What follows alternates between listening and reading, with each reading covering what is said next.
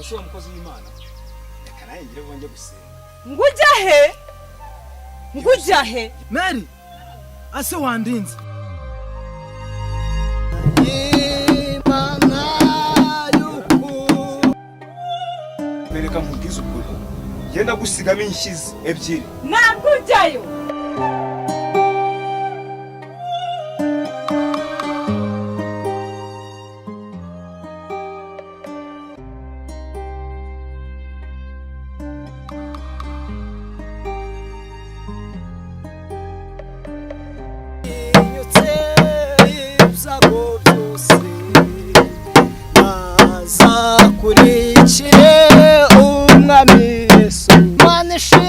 Imana ishimwe baturage bo ku musozi wa Ndarubonye ndababwira ko Yesu ari bugufiya Yesu araje buri muntu wese nave mu byaha bye nareka ingeso ze yibwira aze akurikira umwami Yesu ari bugufiya yemwe abarushye abaremerewe nimuze Yesu araruhura aratabara yemwe abadafite ifeza abadafite izahabu nimuze Yesu arahari ugira ngo akuruhure agutegeye amaboko yewe mubyeyi yewe wa mupapa we wowe urushye wowe uremerewe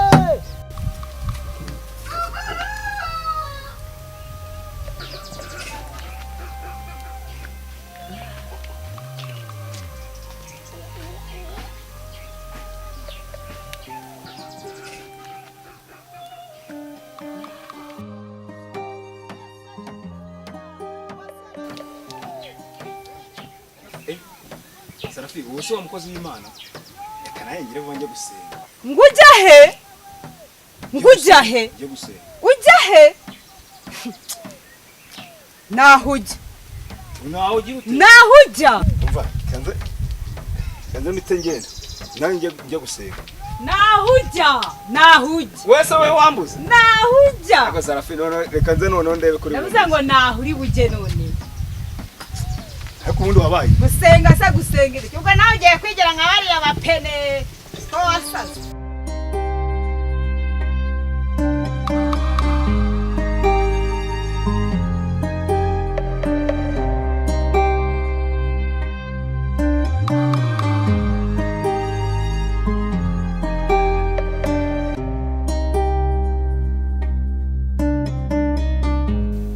Mama Mary karame ase wandinze ngaho ndebera nkawe wanyikoreje imizigo siko tuntu tubiri twe twakunaniye Yesu we koko ahubwo ndinda ngewe umbwire ariko ikigali amaze kubica nabi n'ukuri ko mwamwifata nk'abasongarere ihorera shani ihorera ntabwo ubuse umutwe ukoresha bikora umva rwose Mary waritse kunsiga kuziga ngenda ninaniriwe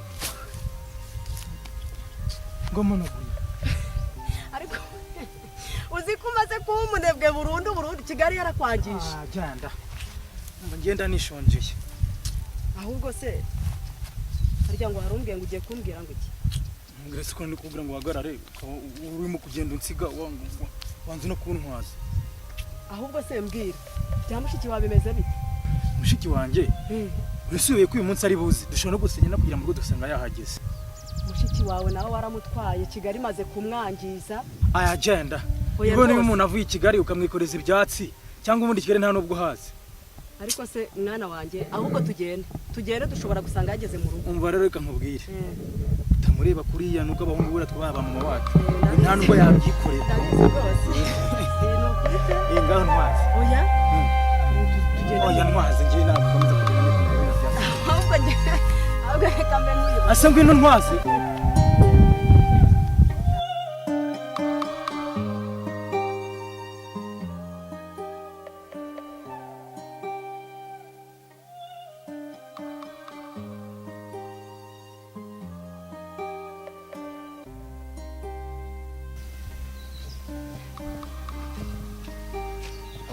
urajya nkukorera iki ko ntabwo ujyayo bereka nkubwiza ukuri genda gusigamo inshizi ebyiri ntabwo ujyayo Ase burajya nkukorera iki koko? Naho ujyayo ubwo nawe ugiye kwigira nka bariya abasazi birirwa birukanka ngo bari gusenga Imana.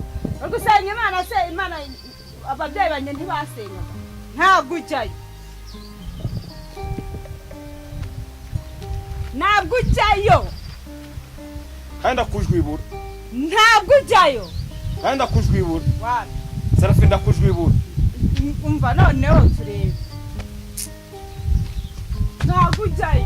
Ariko mukabyara. Kandi Sarafi. Ntabwo ujyayo. Subira mu rugo. Inzara yanyiciye. Njye reka nkubwire. Ntabwo ujyayo. Ntabwo ujyayo.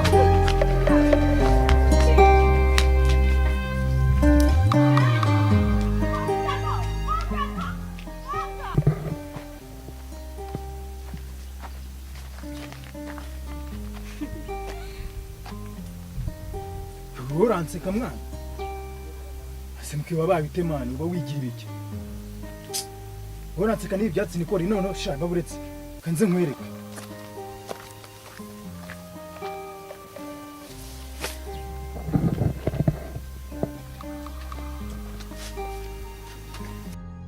ukanseka wa murezi Naguseka se wanjye.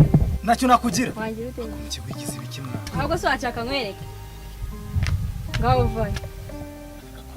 wibonye biki wa murezi siko naza kwica telefone yirenze telefone yawe marigize bayigize umuhatari bose mutatu telefone yana nayitwaye Hano ziko nyira bagije baga yanjye banyeka ngiye kuheza. banguka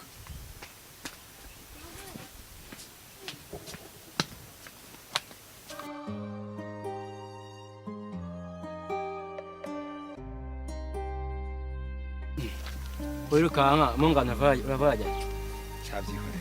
hmm Cyangwa mfite ibibazo. ufite ibibazo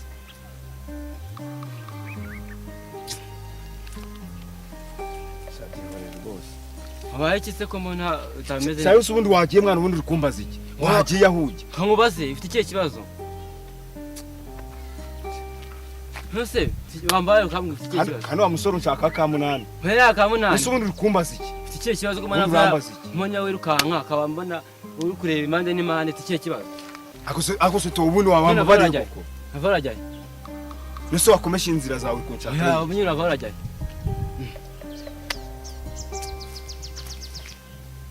Ase mwana ubundi wagiye yuri kunshaka. ari sha mungano amaze mese ukekaho ubujura Ziba. aha kamwihorere kanigendere ubwo nzaba numva